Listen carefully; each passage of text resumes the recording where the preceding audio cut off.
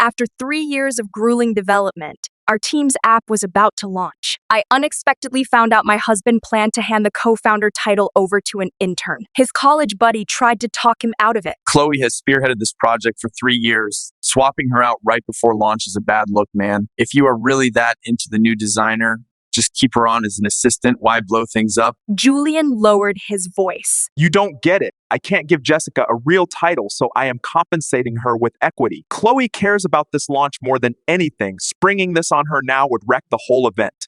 It is better to announce the decision while she is distracted on stage. Once it is public, she won't dare make a scene. She cares too much about the company's PR and the stock price. I silently put out my cigarette and headed back toward the master bedroom. On launch day, the tech press was swarming the venue, just as Julian was basking in the spotlight next to Jessica. His frat brother burst into the green room. We have a massive problem. Our app got scooped.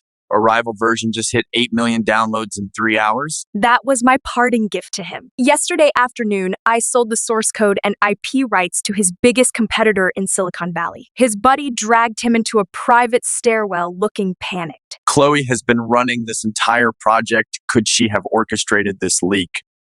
What if she found out about you and Jessica and did this as payback? Julian shook his head without missing a beat. Don't be paranoid. Chloe comes from old New England money, generations of Ivy League academics and diplomats. She is way too classy for that. Even if she knew she'd confront me directly, she wouldn't stoop to corporate sabotage. His friend clearly wasn't buying it. You are being naive, man. She is obsessed with you. If she found out you were sleeping around behind her back, she'd absolutely want to destroy you. If she actually wanted revenge, the Harrington family isn't a joke. Their lawyers would bury us alive. Julian let out a soft chuckle, completely unbothered. You don't get it. She cut ties with her trust fund for me years ago. The Harringtons wrote her out of the will. They aren't going to lift a finger to help her. Chloe only has me now. She is practical. She wouldn't burn down her own net worth just to get even. His friend slowly calmed down, but seeing Julian's smugness, he couldn't help but ask. Are you really that into Jessica? Honestly, I don't see how she even holds a candle to Chloe. Julian smirked. Chloe and I have been together for 7 years. Even the hottest romance turns into a routine eventually.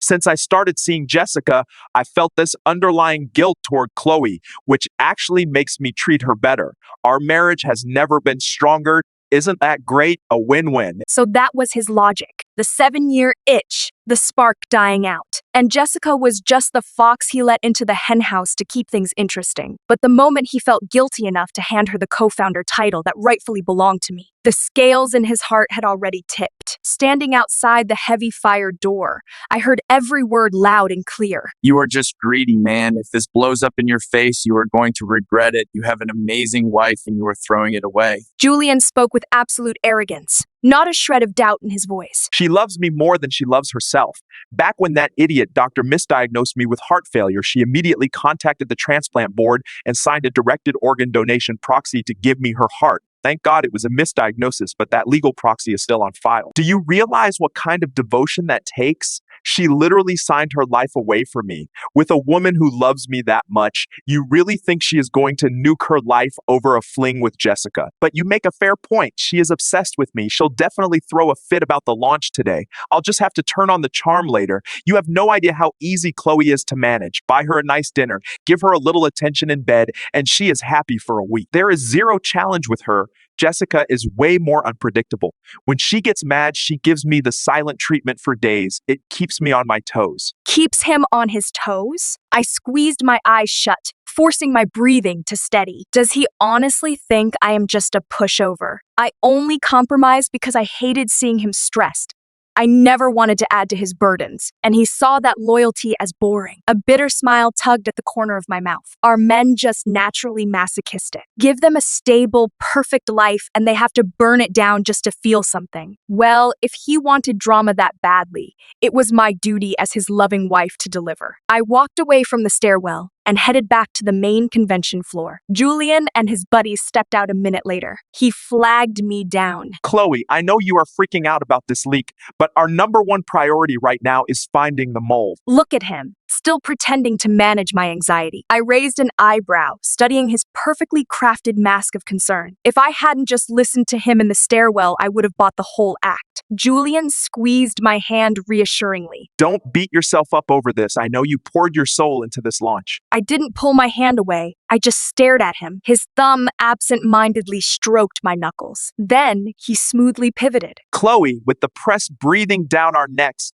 the board is going to want answers. This is definitely going to compromise your position as lead project manager. I played along. So what do you suggest we do? A gleam of opportunistic excitement flashed in his eyes, though he tried to hide it. Look, we were about to announce you as co-founder, but if we promote you right after a massive IP leak, the investors will riot instead. When I didn't interrupt, he started talking faster, eager to close the deal. I am thinking we bump Jessica up to the co-founder slot temporarily. She can be the public face of the company and handle the press.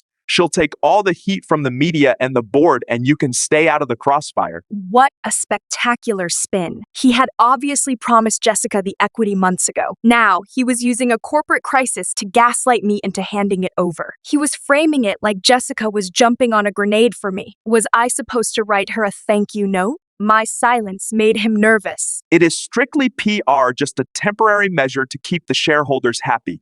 Chloe, you have to look at the big picture here. This is about saving the startup. He paused, dropping his voice to that intimate, soothing register he always used. Nobody can ever replace you at this company. Once the dust settles, we'll put everything back the way it was. All right. I looked him dead in the eye, my voice hollow. And what about my place in your life? He blinked, completely thrown off. I pressed on. I mean, my place with you, is that irreplaceable too? He froze for a split second before a patronizing smile spread across his face. He wrapped his arm around my shoulders, pulling me into his chest. Are you seriously picking a fight about this right now?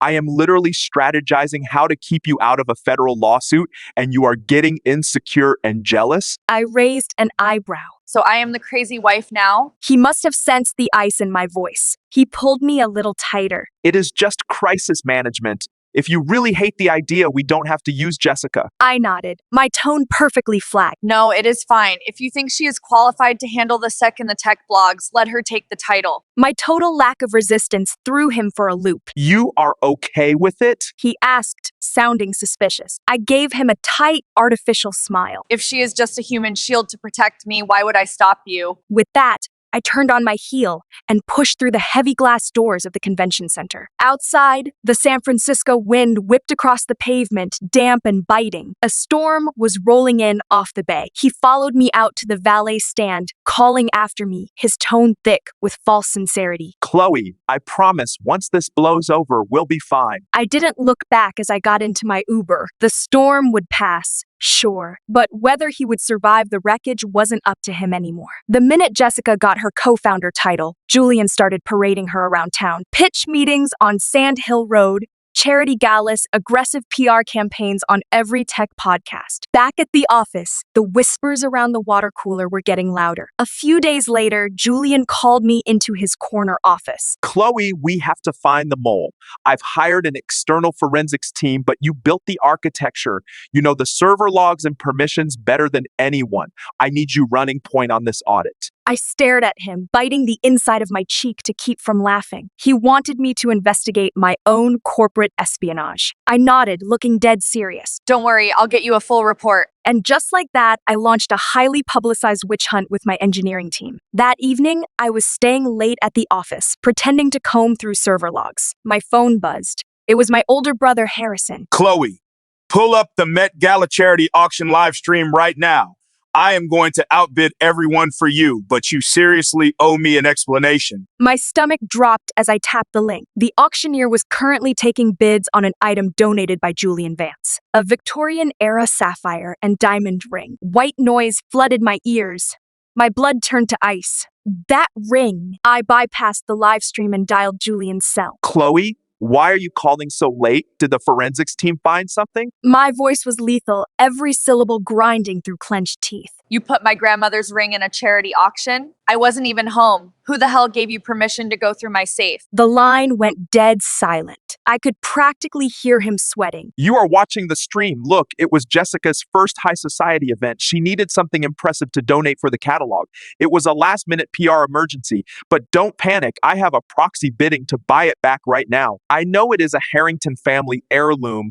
I'd never actually let it go. Just trust me. I cut him off. You are using a century-old Harrington heirloom to buy credibility for your little intern. She doesn't seem like the human shield you pitched to me. She seems like your pampered mistress. He snapped, immediately going on the defensive. Are you out of your mind? She is representing my company. If she shows up empty-handed to a billionaire's charity gala, it makes me look broke. Do you want the Wall Street Journal laughing at us tomorrow? I let out a slow breath. So you just stole my jewelry to cover for her? His voice got loud and aggressive. I told you I am buying it back. I'll pay whatever it takes. What more do you want from me? Why do you always have to make everything a massive fight? My temper finally snapped. That was my grandmother's ring. It was her wedding gift to me, Julian. You didn't even have the decency to ask. The line went quiet. Then, a sickly sweet, high-pitched voice echoed through the speaker. Chloe, hi. We're just trying to represent the brand tonight. With the IP leak and the board breathing down our necks, we really couldn't afford bad press at the gala. Julian was backed into a corner. It is totally my fault. I am so sorry. Julian has been so stressed out lately. He barely sleeps. Please don't yell at him over this. I am literally begging you. When we get back to the office, you can scream at me all you want. Hearing Jessica's whiny, victimized tone felt like a bucket of ice water to the face. I had momentarily forgotten he had his little damsel in distress right there next to him. She was playing the martyr perfectly, making me look like the unhinged wife. Before I could even respond, Julian's voice came back on the line. Jessica, stop apologizing to her. She is the one who let the source code leak in the first place. We're out here doing damage control for her department, and she is throwing a tantrum over a piece of metal. He scoffed loudly into the receiver. Honestly, making Jessica the public face was the smartest thing I ever did. Your emotional intelligence is lower than a college intern's. Julian's words killed whatever lingering affection I had left. The sheer audacity was breathtaking. In that moment, I actually had to admire the sociopathy. They really were made for each other. I made one final clinical attempt to reason with him. Julian, that ring isn't just an asset. It is irreplaceable family history. If you had any respect for me, you would have called me before taking it. I thought if I stripped the emotion out of my voice and laid out the facts, he might actually hear me. Instead, he groaned. Jesus, Chloe, it is just a ring. It is an inanimate object. Is a piece of jewelry really more important to you than the survival of our startup?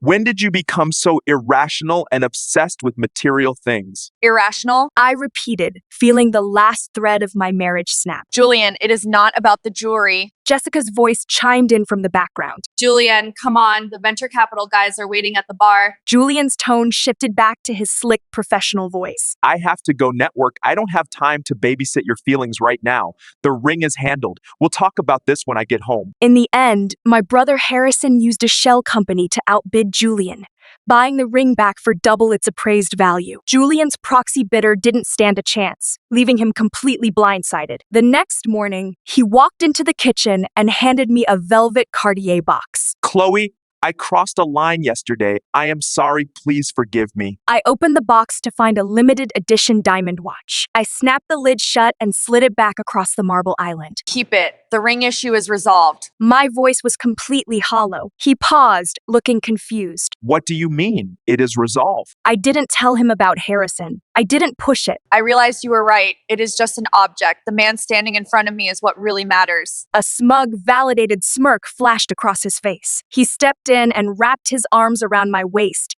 instantly dropping the subject of the heirloom. Then let me put the watch on you. I put my hand on his chest, stopping him. Don't bother. The styling is a little too Gen Z for my taste. He cleared his throat and stepped back, eager to avoid an argument. For the next few weeks, life went back to normal. He kept dragging Jessica to every networking event in Silicon Valley until the Q3 board meeting. Julian sat at the head of the mahogany conference table, with Jessica right next to him in the VIP chair. As he ran through the slide deck, his left hand drummed against the table. My eyes locked onto his ring finger. His platinum wedding band was gone.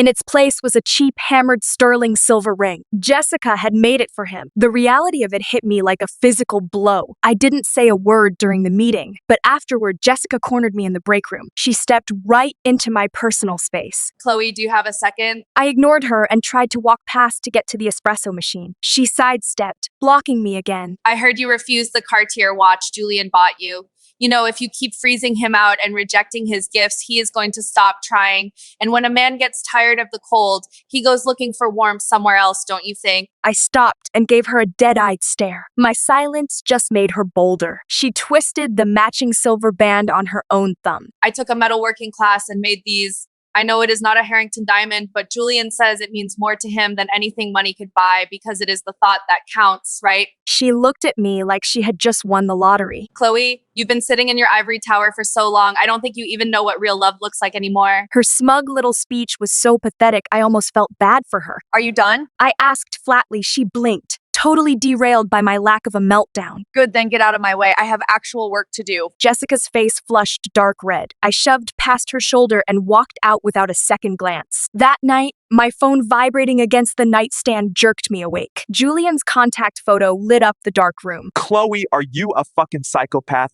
Do you realize you could have killed her? I sat up, the adrenaline wiping away any trace of sleep. What the hell are you talking about? Don't play dumb. You locked Jessica in the basement server room. When building security finally found her, she was hyperventilating and severely dehydrated. Who else would do something that malicious? I never knew you were this deranged, Chloe. I let out a harsh, incredulous laugh. Julian, I don't have time for this high school mean girls setup. Instead of screaming at me at 2 a.m., why don't you just pull the security camera footage? Before he could scream back, I hung up and blocked his number. The bedroom was quiet again, but 10 minutes later, a 911 prefix hospital number rang through my Do Not Disturb settings. Hello, is this Chloe Vance? I am calling from the Metro General Hospital Transplant Coordination Board. Our records show you have an active directed organ donation proxy on file. The administrator's voice was completely clinical. A critical patient in our ICU has been flagged as a match under your specific proxy terms. The situation is dire and they require an immediate heart transplant. We need you to come down to Metro General right now for final tissue typing and pre-op prep. My blood ran completely cold. The memory hit me like a freight train.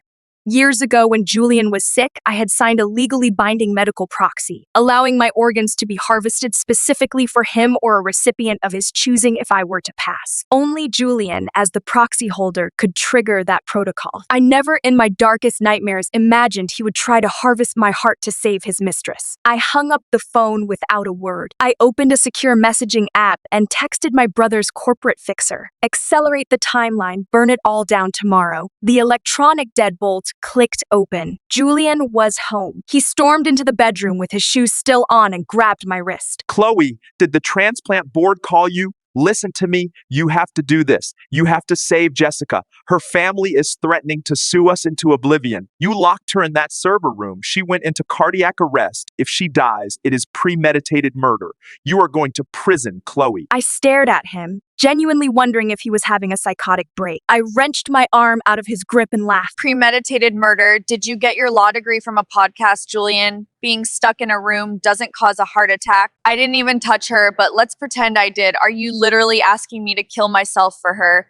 A person can't survive without a heart, you psychopath. My words didn't even register as a reality check. Instead, his eyes lit up with manic desperation. No, you won't die. Medical tech is amazing now. They can put you on an LVIAT or give you a state-of-the-art artificial heart. They do it in Switzerland all the time. An artificial heart? I whispered, staring at him in absolute horror. I looked at the man I had loved for 7 years.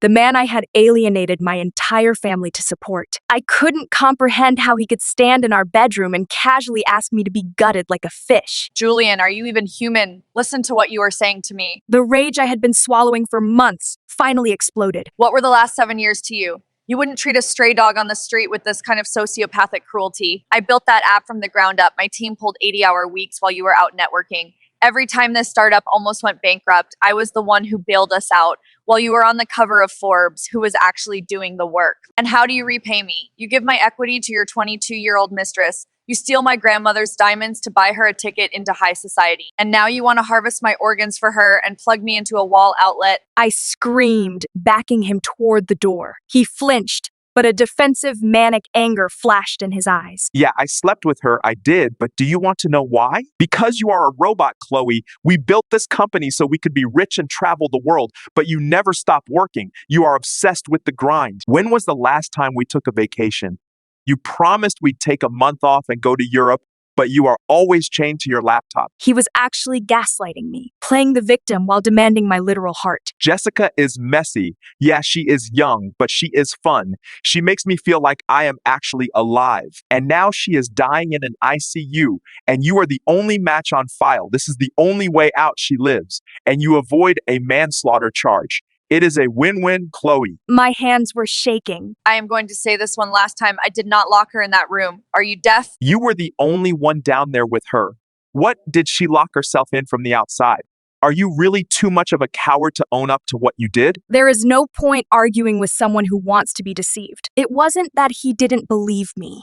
He just needed me to be the evil, jealous wife so he could be the tragic hero saving his true love. I pointed a shaking finger at the bedroom door. Get the hell out of my house now. He didn't move.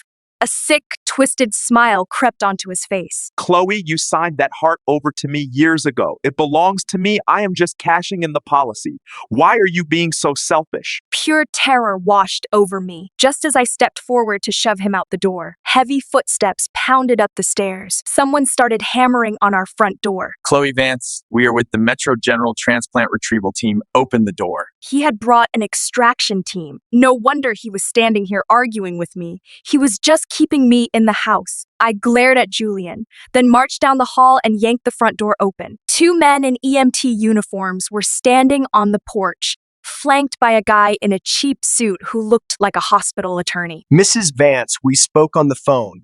The recipient is in critical heart failure. We need you to come to the hospital right now, or we will hold you liable for proxy breach. The lawyer's tone was aggressive, trying to bully me into compliance. I looked the lawyer up and down. Go to the hospital to do what? Let you strap me to a gurney and cut my chest open to save my husband's mistress? The lawyer blinked, completely thrown off guard by the reality of the situation. Ma'am, you signed a legally binding medical directive. This is a matter of life and death. I laughed in his face, cutting off his pathetic attempt at medical ethics. Do I need my lawyers to read you the revocation clauses of a proxy directive? I am fully conscious and I am revoking my consent right now, verbally. Are you planning to hold me down and harvest my organs by force? The hospital attorney took a step back, realizing he was dangerously close to catching a massive malpractice lawsuit. Mrs. Vance, we understand this is emotional, but the patient is coding and you haven't filed the formal revocation paperwork yet. Technically, the proxy is still active. My eyes narrowed. They were actually trying to exploit a paperwork loophole to kill me. My legal team will fax the revocation to your board in 5 minutes. Now get off my property before I call the cops and have you all arrested for attempted murder. I didn't give them an inch. I shoved the lawyer back onto the porch, grabbed Julian by the collar of his jacket, and threw him out the door with them. I slammed the heavy oak door and threw the deadbolt. Julian started pounding on the wood. Chloe, you are going to regret this. Regret? My only regret was wasting my 20s on a narcissistic sociopath. I walked back into the living room. My phone was vibrating off the coffee table. Push notifications from TechCrunch, Bloomberg, and TMZ were flooding my lock screen. Breaking: Vance Tech CEO Julian Vance investigated by CC for IP fraud. Board demands immediate resignation. Silicon Valley Golden Boy exposed. Leaked emails confirm affair between CEO and 22-year-old intern. Jessica Quinn, co-founder or corporate escort. I kept my face perfectly neutral as I unlocked my screen. The opposition research my brother's fixers had been compiling for months was finally hitting the wire. Their names were trending #1 on Twitter. The higher the pedestal, the harder the drop. My phone started ringing again. It was Julian, I answered, but didn't say a word. Chloe, did you leak this to the press? He sounded completely unhinged. You knew about Jessica this whole time?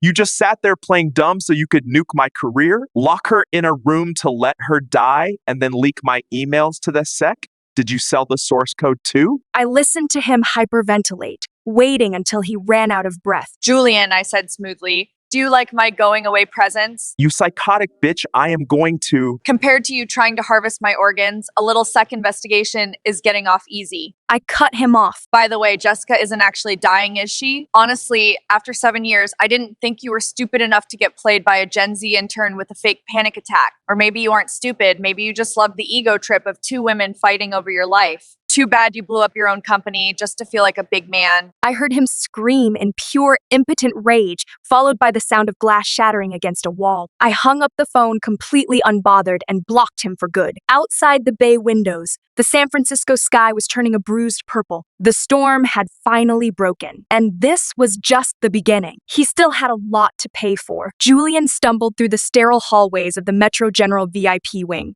looking like a dead man walking. Desperate for someone to comfort him, he practically threw himself toward Jessica's private suite. His hand grabbed the metal door handle just as he heard voices filtering through the crack. Jessica, is the stuff on Twitter true? Because if you faked a medical emergency, that is wire fraud. Jessica's voice was totally casual, not a hint of illness in it. Relax, Uncle Dave. It is just PR spin. As long as I am hooked up to these monitors, Julian will do whatever I want. Your EKG is perfectly normal. When the attending physician realizes you are faking, I am going to lose my medical license. What were you thinking? Oh my God, relax. Jessica snapped. I just faked a panic attack so Julian would finally divorce Chloe. How was I supposed to know he'd try to harvest her organs? That is on him. If he accidentally kills his wife, that is his felony, not mine. Outside in the hallway, Julian's blood turned to ice. He suddenly remembered the security footage. It only showed Jessica walking into the server room, and me walking past it 5 minutes later. There was zero proof I ever touched the door. He had just wanted an excuse to hate me. Bang! Julian kicked the heavy hospital door open. Julian, Jessica instantly dropped her voice to a weak, raspy whisper, clutching her chest. baby, you look awful. Did Chloe do something to you? There is nothing wrong with your heart, is there? Jessica's eyes went wide, darting nervously toward her uncle. Answer me. Julian roared, echoing off the linoleum walls. Jessica shrank back against the hospital pillows, stammering. Julian, let me explain. I asked you a question. Are you dying or not? He advanced on the bed, looking murderous. Jessica burst into theatrical tears, pulling the blankets up. I just love you so much. I just wanted you to pay attention to me. Besides, you've been using me this whole time. Don't act like you are innocent. You knew I was faking half of this. You just wanted an excuse to finally break her so she'd sign over the company. I'll do whatever you want now. I'll go to the press and tell them Chloe is crazy. Okay? Julian cut her off, his hands shaking. So you dodged the cameras and locked yourself in the server room? You faked a heart attack just to manipulate me? What made you think I actually wanted her dead?